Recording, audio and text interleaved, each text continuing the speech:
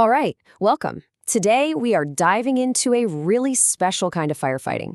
This is a world where the goal isn't just to put out the flames, but to do it so perfectly, so cleanly, that you save every single thing the fire was trying to destroy. So just imagine this for a second. A fire starts in a data center, holding millions of dollars of equipment and critical information. Or what if it's a museum, surrounded by priceless, irreplaceable artifacts? You can't just blast it with water or foam, right? That would be a total disaster, causing just as much damage as the fire. So, what's the solution? Well, the answer is something called a clean agent system. And the key word, you guessed it, is clean. These systems use these incredible gases that knock out a fire by either sucking the heat out of it or robbing it of oxygen. And then, and this is the best part, they just evaporate, vanish, leaving absolutely zero residue behind. It's the ultimate way to protect things you just can't afford to lose. Now, this isn't just some magic box you stick on the wall. It's a whole precisely engineered system. You've got these heavy-duty cylinders holding the agent, a whole network of pipes and nozzles to get it where it needs to go, and a smart controller that's basically the brain of the whole operation. We're going to see exactly how all these parts have to work in perfect harmony. Okay, so you have the hardware, but you can't just throw it in a room and hope for the best. Nope. Like any serious engineering project, there is a rulebook. For clean agent systems, that means following super strict safety and design standards. These codes are what guarantee the system is actually going to work when the stakes are highest. And here's how it works in practice. You have international standards like NFPA 2001, that's the National Fire Protection Association, and they give you the technical how-to, all the methods and data. But then you've got local codes like the Saudi Building Code, the SBC, that add another layer of mandatory requirements. For example, the SBC might demand a room integrity test, which is basically a test to prove the room is sealed up tight enough to actually hold the gas. And this is why those local codes are so incredibly important. Think about it. When all that pressurized gas shoots out in just a few seconds, it creates this huge pressure wave. Without a pressure relief damper to vent that force, it could literally damage the walls or the ceiling. So it's not some optional extra, it's an absolutely crucial safety device. And check this out. Here's another non-negotiable rule from the SBC, a minimum safety factor of 1.20. What that means is you have to design the system with 20% more agent than the bare minimum calculation calls for. It's a buffer. It accounts for tiny leaks, temperature changes, whatever. It ensures you have more than enough gas to do the job right. Remember this number, 1.20. It's going to pop up again in just a minute. All right, we've got the rules of the game. Now for the fun part. Let's get into the numbers. Because at the very heart of every single clean agent system design, there is one elegant core formula. And here it is. It's actually beautifully simple. The total mass of the agent you need is just the volume of the room multiplied by the specific concentration of gas needed to kill the fire. Bigger room, more gas. It seems that straightforward, at least to start.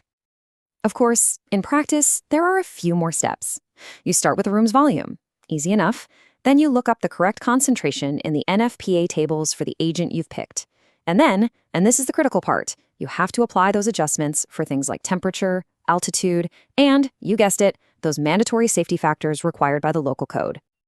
Okay, theory is one thing, but let's see how this all works in the real world, shall we? We're going to take everything we just learned and apply it to a super common scenario, designing a fire suppression system for a server room. So here's our project. We've got a pretty standard room, 5 meters long, 4 meters wide, and 2.5 meters high. A quick bit of math, and we get a total volume of 50 cubic meters. That's the first number we need for our formula. For our first example, let's say we're going with a very common clean agent called FM-200.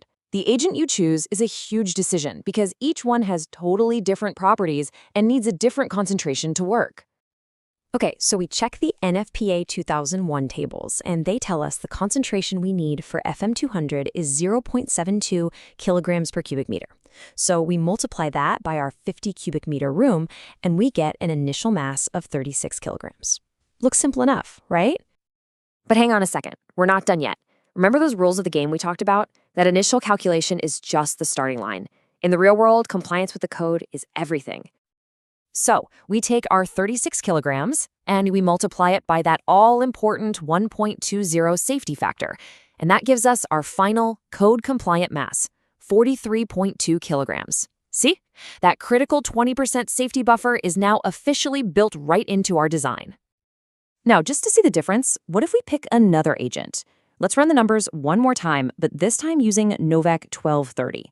It's another really popular choice, in part because it's a lot better for the environment than some of the older agents like FM-200.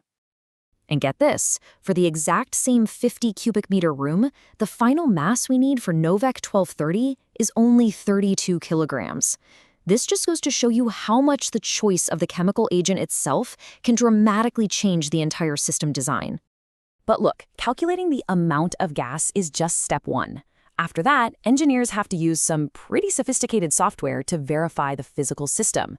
They check things like the nozzle size and pipes diameters to make sure the system can deliver all that agent in under 10 seconds.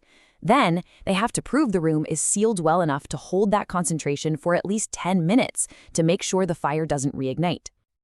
And that, right there, is the heart of it all. A clean agent system isn't just a brute force approach of dumping gas into a room. It's a precisely choreographed dance of chemistry, fluid dynamics, and strict regulations, all working together for one single purpose: to protect our most critical assets without leaving a single mark. You know, it really makes you think, if we can engineer asset protection this precisely, what's next? What other incredibly challenging spaces, from biolabs to spacecraft, could we secure next? It's a pretty amazing question about the future of safety.